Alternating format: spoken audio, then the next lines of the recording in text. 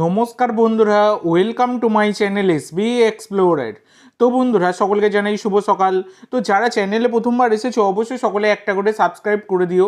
তো সাবস্ক্রাইব করা যেহেতু একদমই ফ্রি, তাই অবশ্যই সকলে একটা করে সাবস্ক্রাইব করে দিতে ভুলো না। আর এই চ্যানেলে লাইভের বিষয়বস্তু শেয়ার করা হয়ে থাকে, তোমরা সকলেই জানো, সেই কারণে অবশ্যই সাবস্ক্রাইবটা করে দিও।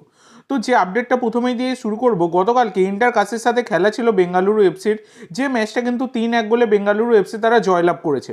তো হাবাস দাদু গতকালকে তিনি কিন্তু ছিলেন না সাইড লাইনে রেড কার্ডের জন্য। তো এবার কালকে দেখো 1-1 গোলে ড্র হচ্ছিল ম্যাচটা, তারপরে ইন্টার কাসির গোলকিপারের ভুলেই দ্বিতীয় গোলটা খায়, বেঙ্গালুরু করে দেয় দ্বিতীয় গোলটা। তৃতীয় গোলটা তো একদম সেই অ্যাডেড টাইমে গিয়ে লাস্টের কিছুটা সময়ের আগে সেই গোলটা কিন্তু হয়েছে। তো ইন্টার কাসির এই যে বিদেশি গোলকিপার খেলাচ্ছে, এর থেকে যে কোনো আমাদের স্বদেশি গোলকিপার অনেক বেটার। জঘন্য গোলকিপার, প্রত্যেকটা ম্যাচে দেখা যায় জঘন্য পারফরমেন্স করছে। তেমনি কালকের ম্যাচেও যে বলটাকে ফিস্ট করে দেওয়া উচিত তাকে পাকামি করে ধরতে গিয়ে সেকেন্ড গোলটা কনসিড করলো। তো এটাই হচ্ছে ব্যাপার। তো হাবাস দাদুর ভাগ্যই খারাপ বলা যায় এই সিজনটায়, সেটা কিন্তু আমরা সকলেই দেখতে পাচ্ছি। তো এর পরবর্তী যে আপডেটটা তোমাদের সাথে শেয়ার করতে চলেছি সেটা হচ্ছে ডেভিড কাটালা, কেরালা ব্লাস্টার এফসির এই হেড কোচ, তাকে কিন্তু কেরালা ব্লাস্টার স্যাক করে দিয়েছে এবং তার জায়গায় শোনা যাচ্ছে অ্যাশলে ওয়েস্টউড ব্রিটিশ এই কোচকে কিন্তু নিজেদের হেড কোচ করতে পারে কেরালা ব্লাস্টার এফসি।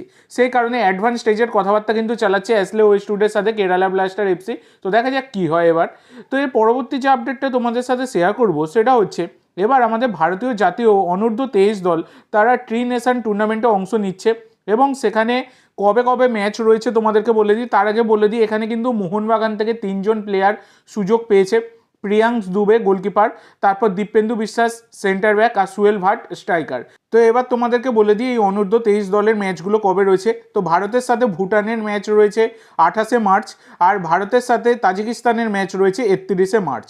তো ট্রি নেশন টুর্নামেন্টের এই দুখানা ম্যাচে কিন্তু খেলবে আমাদের ভারত। এছাড়া আমাদের ভারতীয় সিনিয়র দলেরও ম্যাচ রয়েছে, যেটা হচ্ছে 31শে মার্চ রয়েছে এএফসি এশিয়ান কাপ কোয়ালিফায়ার্সের। ভারতের সাথে হংকংয়ের ম্যাচটা হবে 31শে মার্চ সন্ধ্যেবেলা 7টা থেকে। তো 7টা থেকে কিন্তু এই হংকংয়ের সাথেও ম্যাচ রয়েছে, আবার 7টা থেকে ইন্ডিয়ার সাথে তাজিকিস্তান, অনূর্ধ্ব 23 দলেরও ম্যাচ রয়েছে। তো দুখানা ম্যাচের একটা ক্লাস কিন্তু হচ্ছে এখানে, আমরা যে কোনো একটা ম্যাচই দেখতে পাবো, এইরকমই হচ্ছে ব্যাপার। তো দেখা যাক কী হয়। তো এর পরবর্তী যে আপডেটটা তোমাদের সাথে শেয়ার করব সেটা হচ্ছে নর্থ ইস্ট নিয়ে অনেকেই আপডেট চাইছিলে, আলাদিনকে নিয়ে। তো তোমাদেরকে বলে দিই, আলাদিন তিনি কিন্তু ইন্দোনেশিয়ার ক্লাবে লোনে গেছেন খেলতে। তার এমনিতে নর্থ ইস্টের সাথে 2028 সাল অবধি চুক্তি আছে আর কি। তারপরেও তাকে লোনে কিন্তু নর্থ ইস্ট পাঠিয়ে দিয়েছে এই সিজনে টাকা পয়সার সমস্যার জন্য। তো এবার ব্যাপার হচ্ছে সেই আলাদিন আজারাই তিনি কিন্তু ইন্দোনেশিয়ার ক্লাব থেকে লোন ডিল কাটিয়ে জুলাই মাসে আবার কিন্তু তিনি নর্থ ইস্টে ফিরবেন, এইরকমই কিন্তু খবর পাওয়া যাচ্ছে। এর পরবর্তী যে আপডেটটা তোমাদের সাথে শেয়ার করতে চলেছি সেটা হচ্ছে এই সপ্তাহটা পুরোটাই কিন্তু বলতে গেলে ব্রেক রয়েছে, শুধু আজকেই ইস্ট বেঙ্গলের সাথে মোহামেডানের খেলা রয়েছে। তো সেই কারণে 4 এপ্রিল আবার কিন্তু মোহনবাগানের প্রথম ম্যাচ রয়েছে, এই ছুটি কাটিয়ে মোহনবাগান আবারও কিন্তু জামশেদপুর এফসির মুখোমুখি হবে। তো সেই ম্যাচের জন্য মোহনবাগান তারা কিন্তু 26শে মার্চ থেকে আবার অনুশীলন শুরু করবে, ছুটি কাটিয়ে 26শে মার্চ থেকে অনুশীলন শুরু করবে মোহনবাগান জামশেদপুর এফসি ম্যাচের জন্য প্রস্তুতি নেবে।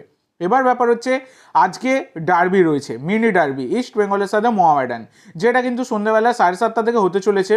তো এই ম্যাচের লাইভের বিষয়বস্তু আমি তোমাদের সাথে শেয়ার করে দেবো, সেই কারণে অবশ্যই চ্যানেলটি সাবস্ক্রাইব করে রাখবে এবং টেলিগ্রাম চ্যানেলটা অবশ্যই সাবস্ক্রাইব করে রাখবে। টেলিগ্রাম চ্যানেলের লিঙ্ক দেখো ডিসক্রিপশন বক্সে দেওয়া আছে, সেখান থেকে এসবি এক্সপ্লোরার ইউটিউব চ্যানেল এবং টেলিগ্রাম চ্যানেল অবশ্যই সাবস্ক্রাইব করে নিও। তো ইস্ট বেঙ্গল তারা কিন্তু 4-4-2 ফরমেশনে দল নামাবে, যেখানে গোলকিপার গিল, 4 জন ডিফেন্ডার, রাইট ব্যাকে রাকিব, লেফট ব্যাকে বিষ্ণু, সেন্টার ব্যাকে আনোয়ার আর জিকসন, 4 জন মিডফিল্ডার, রাইট উইংয়ে বিপিন, লেফট উইংয়ে মিগুয়েল, সেন্টার মিডফিল্ডে সাউল কেসপো আর রাশিদ, 2 জন ফরওয়ার্ডস এজেজারি আর ডেভিড। তো এগুলো দেখলে তোমরা একটু অবাক হলেও এইরকমই কিন্তু প্লেইং 11 হতে চলেছে ইস্ট বেঙ্গলের, এইরকমই কিন্তু খবর পাওয়া গেছে। এছাড়া মোহামেডান তারাও কিন্তু 4-4-2 ফরমেশনে দল নামাবে। গোলকিপার শুভজিৎ, 4 জন ডিফেন্ডার, রাইট ব্যাকে হীরা, লেফট ব্যাকে সাজাদ, সেন্টার ব্যাকে গৌরব বোরা, দীনেশ, 4 জন মিডফিল্ডার, রাইট উইংয়ে রেমসাঙ্গা, লেফট উইংয়ে অমরজিৎ, সেন্টার মিডফিল্ডে রাগুই এবং মোহিতোস, আর 2 জন ফরওয়ার্ডস ইসরাফিল আর এডিসন। তো এইরকম কিন্তু হতে চলেছে মোহামেডানের প্লেইং 11।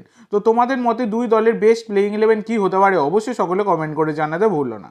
তো আজকের জন্য এইটুকু বন্ধুরা, ভিডিওটি ভালো লাগলে অবশ্যই লাইক করো, শেয়ার করো, আমার চ্যানেলে প্রথমবার এসে থাকলে চ্যানেলটি সাবস্ক্রাইব করো, আর কমেন্ট করে জানাও ভিডিওটি কেমন লাগলো।